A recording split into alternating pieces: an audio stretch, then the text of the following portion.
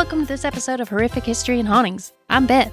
And I'm Ramy. We're your hosts, here to talk about the stories that the history books ignore. From horrific epidemics and ghostly hauntings to the catastrophes and tragic events that have sickened humanity. Yes, I know. We're doing this episode. Yeah. We're talking about haunted water. Yes. Let's start with what happened this day in history. This is a continuation of last time, by the way. The last episode is about haunted water, so if you haven't heard it, you should probably go back. Not haunted water, spooky and terrible things that happened in and around water. Yeah. The list is endless, and we're just going to be a water podcast now. No, we're going to do other things too. You might as well say tragedies that happen to humans that breathe air. Oh, I wish I was able to breathe underwater. Yeah, me too. I wouldn't be so afraid of snuba. Oh, God. if I was able to do that naturally on my own. Yeah. We are recording on February 3rd, 2024. On February 3rd, 1998, in the Italian Alps, a U.S. Marine jet severed a ski lift cable, which resulted in the crash of the tram and the loss of 20 lives. Well, that's rough. That's terrifying, too. Mm-hmm. A similar event occurred in 1976 when 42 people, including 15 kids, perished due to a snapped cable on a ski lift in the same region. I'm not hopping on no ski lifts. They love them in action movies, don't they? Yes, they do. I have been on the one in Gatlinburg. Never been near it. I think it's Ober. Ober Gatlinburg, yes. Yeah. During the 1998 incident involving the U.S. Marine jet, the tram was carrying mostly German and Belgian passengers, and it plunged more than 250 feet to the ground. Forget that. No way. I'm terrified of heights. The pilot, Captain Richard J. Ashby, and the navigator, Captain Joseph Schweitzer, faced scrutiny after destroying a recording of their flight, which, as they should, because you shouldn't have destroyed it. Why'd they do that? I'm going to hit this tram. Watch me go. We'll have to delete this.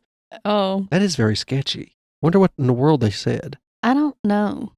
But an investigation revealed the plane was flying at 360 feet, which was far below the mandated minimum altitude of 2,000 feet. This sparked widespread anti-American protests in Italy, which prompted President Bill Clinton to issue apologies and promises of compensation. I do believe they did not delete that on their own, that they were ordered to do so because there was recordings that could not be let out to other governments. Yeah, it's a shady situation. So I can understand why these protests. Compensate them, apologize. It looks bad. Yeah, it's real bad. Not as bad as accidentally dropping a nuke out of a crashing plane, like happened occasionally, but still. Yeah. There's no price on life. Let's just not go through this. Yeah. Ashby and Schweitzer were charged with involuntary manslaughter and negligent homicide. Their defense argued that equipment malfunction and lack of accurate maps was the reason. This led to their acquittal in March 1999, but they still faced court-martial for obstruction of justice and were dismissed from the Marines, as they should be. Now, maybe they didn't get ordered to release it. I don't know. In May 1999, the attempts to establish a compensation fund for victims in Congress failed. Italy later approved nearly $2 million per victim, with the U.S. held accountable for 75% of the damages under NATO regulations. That's perfectly fair. Yeah, that's all I found for that. Now, we're going into the second episode of Horrific Hydro Hellscapes. Ah. This time, we're going to start off with dangerous and deadly hot springs. I'd say those are numerous. Yeah, quite a few. What is it, Yellowstone? Yes, part of the Yellowstone is in here. You're not encouraged to actually get in those waters, but people fall into them about twice a year, I believe. Yeah, it's usually, from what I read, because they don't listen to the numerous signs saying stay on the path. Yeah, and then they get boiled. Yeah. I'm sorry. Champagne Pool is the first one up. It's in New Zealand. I never heard of it. Neither had I until this. It's named for its continuous release of carbon dioxide, which creates bubbles that look like the bubbles that's in champagne. I like the name then. Yeah. The pool was created from a hydrothermal eruption, and the surface temperature averages around 165 degrees. The underlying geothermal water reaches about 500 degrees. Don't get in it. No. The pool poses dangers due to the presence of minerals containing arsenic sulfides as well. This is just a death pit. Yeah. It's Baba Yaga's and cauldron. It has such a pretty name, too. These minerals contribute to the pool's captivating orange color border. The border of the pool if you look up pictures. Sadly, this is a podcast, so I can't really. I guess I could find some pictures and post them on my Pinterest, but it's really pretty. It would make you want to touch it. When you make the TikTok for this, add some photos on that. Yeah. And then there's Frying Pan Lake, which is also in New Zealand. It's also called the Devil's Blowhole. Sorry, the Devil's Blowhole. You know a blowhole's from Wales, right? Yeah. Okay.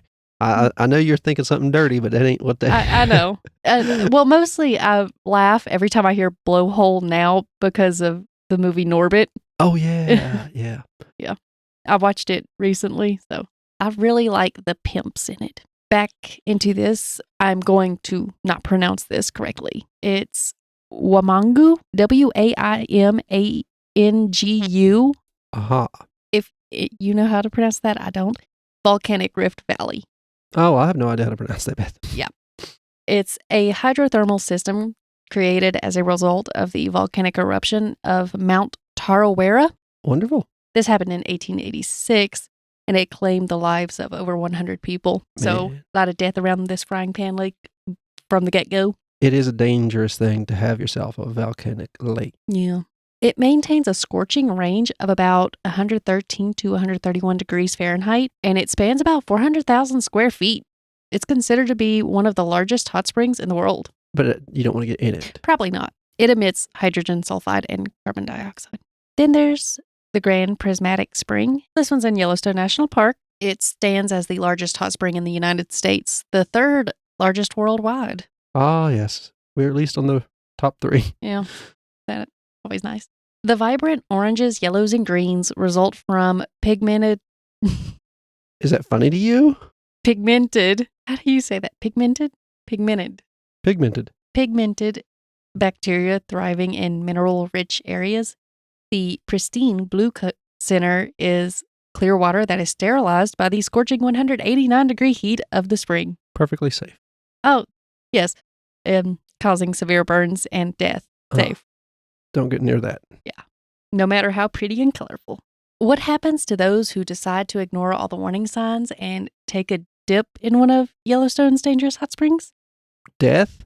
Well, first, the individuals who've experienced a dip into the Yellowstone hot springs emerge with peeling skin and eyes that have turned white and blinded by the intense heat. Initially, your body would recognize the scalding temperature of around 199 degrees Fahrenheit, which causes intense pain for the limited time that your nervous system can register it, which is no more than a minute or so. And afterwards, all you got to worry about is if you get out, the terrible infection that you're going to suffer from the loss of all the skin. Which is probably going to get you. Yeah, that's what gets a lot of the people I've heard of get burnt, unfortunately. Yeah. At this temperature, your skin would swiftly disintegrate, blood vessels in the underlying dermis would rupture, and that leads to rapid blood loss. Some layers of the skin would turn leathery and blackened and lose all moisture. The fat below would bubble off, and this type of burn is called full thickness burn. It occurs in under a minute in the waters. I would love to visit these places, but I'm also terrified of Yellowstone's massive volcano. Yeah.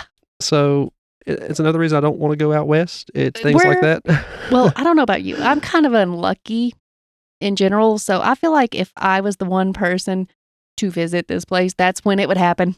I would be the cause of it. Yeah. I mean, if that volcano goes off, it's unlikely we will survive even out here. Yeah. But just or even after ecological problems. Yeah, I was going to say even after the clouds and the weather and the no food. What was it? It was 2012, that movie. It showed off all the terrible things that our environment could go through, and it has past due for going through, I do believe. Yeah. The extreme heat stress would likely shut down your organs, mixed with irreversible damage to the nervous system, causing more organ failure. Mm-hmm. One way or the other, your organs are probably screwed. And these hot springs are extremely acidic, so within a few hours, your entire body would completely dissolve. They found a foot a few years ago. I can't remember. It was a few years ago. They found a foot floating in one of them, but they knew about someone falling into it, and they hadn't found him, so that was his foot. That's all they had left of him. Yeah, the foot. Mm. I think it was because of the shoe that was on the foot. The shoe is what made it float up and not disintegrate as quickly, maybe. There was something about the shoe. I don't remember much. I didn't actually put it in here, I don't believe, unless later on somewhere. At least they found it. Yeah. We're moving on to Japan. The Bloody Hell Pond. They have a more unique name for theirs. Yeah, the Japanese version I didn't even put in here because there was no possible way I would even get close to pronouncing it right. So if you're interested in looking that up, you can look up Bloody Hell Pond and it'll tell you the Japanese word for it. It's off limits to people because its high temperature measures at 194 degrees Fahrenheit, and the water resembles blood due to a significant amount of iron oxide at its base. The pond's water color changes with the weather. On the sunny days, it turns to a orange-red color, and the cloudy weather deepens the reddish hue. Steam also rises from the surface. It's said that from a distance, it appears as though blood is boiling, hence how it probably got its name. Since 700 CE, according to Buddhist beliefs, Bloody Hell Pond resembled a nightmarish underworld. It also has a little bit of a horrific history. Its use was for torturing people and then boiling them until death. If you have it around, you might as well use it, I guess. I'm not sure how it was created or how it came to be. I couldn't find much about it. I'm pretty sure nature did it. Well, really? No, you said you weren't sure. Okay. Moving on to Marshall Islands, Bikini Atoll. Ah, I've heard of this place. It's the radioactive dome, the island with the radioactive dome filled with waste. Yeah. It's a remote ring of islands in the Pacific Ocean where its residents were forced into exile due to the U.S. atomic bomb testing from 1946 to 1958. After 3 decades, the people were allowed to return, but a dome, which they call the tomb, now holds nuclear waste from powerful Cold War-era bombs. Hydrogen bombs, I believe. The leaking dome is more of a risk due to the rising ocean levels, and the U.S. government admitted that a strong typhoon could easily destroy the dome containing the radioactive waste. That's probably not the best thing to happen. Not that it would ever happen. Listen to our previous episode. During the 1954 nuclear test, residents on one of the islands experienced terror from a bright light and the shaking of the earth, and a white powder began falling a few hours after the bomb went off, which the kids thought was snow because they had never seen snow before. It was actually the toxic waste from the bomb. It's nuclear fallout is what it is. Mm-hmm. Yes, that's what it is. It took the U.S. government days to evacuate the residents. It looks like they would have been monitoring which way the wind was blowing. They said that they were, but that it blew the other direction. I mean, that's the thing about wind. You just never know. Yeah, but in one of the little documentaries I was watching about it, they said that they tried to monitor, but it didn't go the way they thought it was going to go. It went straight into these people. The impacts of years of testing in the Marshall Islands led to increased rates of thyroid and other cancers among the island's population. In the 1970s cleanup, if that's what you want to call it, the U.S. dumped the radioactive waste into a pit covered by a dome. The pit was a smaller crater from a bomb. I've seen that on a series called What on Earth, where they spy things from satellites and then try to figure out what they are. And this is one of them. Oh. I knew what it was just by looking at it. During the construction of the dome, safety pretty much went out the window to save on money. The seawater is seeping into the dome through the permeable. Yeah, that's right. What are you going to say about it, though? Permeable soil that they didn't bother to put a floor or any kind of covering over. If it seeps in, it's seeping right back out with a guest. And then the times roll out, the radioactive isotopes roll out of the dome with the water and into the Pacific Ocean. Mm-hmm. Mm-hmm. And everybody was having a big kerfuffle when Japan decided to start releasing the old reactor water from their... Yeah. But nobody makes a peep about this. I'm sure they do. Oh, they do, but you just don't hear as much about it anymore. And I haven't heard anything about the wastewater either from Japan, so it kind of just passes over. The soldiers who were assigned to clean up the waters in this documentary I watched said they were unaware of its radioactivity and they now face multiple health issues. That was an issue. We didn't really explain a lot to our soldiers when they'd done this stuff. Yeah. They're pretty pissed off. Yeah. I would be upset if someone gave me cancer. Yeah. Without recognition by the U.S. government as atomic veterans, the cleanup crew, soldiers that cleaned it up, they don't have any special health coverage to help them pay the bills from these health issues that, from what some of them said, the government tries to insist is not from their cleaning up radioactive Sounds fanciful. There's that. And despite various shared health problems among these 4,000 soldiers who attempted to clean up this waste, the government denies that their health issues are related to their work with the toxic waste. The soldiers that were interviewed in this documentary said that they were not given appropriate protective gear while working with the waste either. There was a lot of testing, unwitting on people back then. Yeah. The big concrete dome over the crater created by a smaller bomb filled with radioactive waste that is already leaking, and now they have to worry about the sea rising and destroying it. Once it's underwater, it'd be so hard to work on it because if you open it to do anything to it, it's just going to spill out. Get out. Along with the climate causing stronger storms and the U.S. government admitting that it is possible a strong typhoon will destroy the big-ass dome holding a crapload of radioactive waste. Sounds to me like they need to take some responsibility, clean up their messes like proper adults. Yeah, or at least try to. Yeah. I don't think there's any actually doing that anymore, but I was thinking while staying at a friend's house one time, they were expecting a few of their relatives to visit, and before they got to the house, her mother knocked on her bedroom door and said, "They'll be here in a little bit. Go ahead and start shoving everything under the bed." Oh, goodness. And I'm wondering if that's what the U.S. government told these 4,000 soldiers. Just go ahead and shove it under the bed. Sweep it under the rug. Just put it all under this hole. We'll buy a new rug, and it's going to be a fine rug, too. Best rug ever.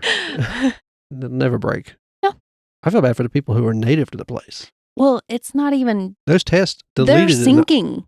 It's not even just... That is going to cause even more of a problem. Yeah, they won't be living due there to the for long. radioactivity waste and all that. But they're sinking as is. They're flooding. Yeah. The water levels are rising, and there's no saving that, I don't believe. Can't raise a whole island. That's it. Well, that was fun. It was a decent-sized episode. We'll have to get into more water issues later. I want to do more of a nuclear episode. There's a lot of things in the nuclear era that we did that were sketchy. And not just to our enemies, to people who worked with us, like these poor soldiers here. You have anything else to say? Beware of hot tubs or beware of hot springs. Probably should beware of hot tubs too. Some of those can be kind of gross. Yeah. Just be careful when you're around water in general. Yeah. Or nuclear waste. Maybe not be around nuclear waste if at all possible.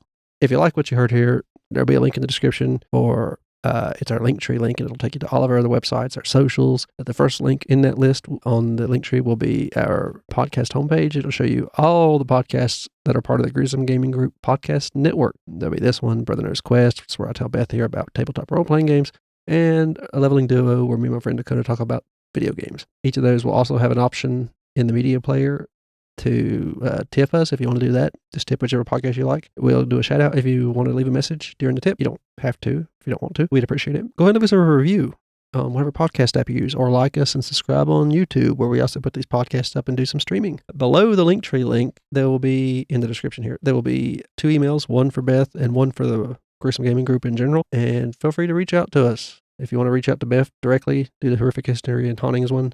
If you want to reach out to all of us and give us some ideas or something, go ahead and find that one. It'll be the first of the emails. We are still working on the subscription model thing, so if you would like to subscribe and get in-depth episodes about certain things, we'll be working on that. And it's not going up yet, but they're coming. We're just telling people that they're coming. Beth, thank you for telling me about this. I have been Ramey. And I'm Beth. This has been HH&H. Bye-bye.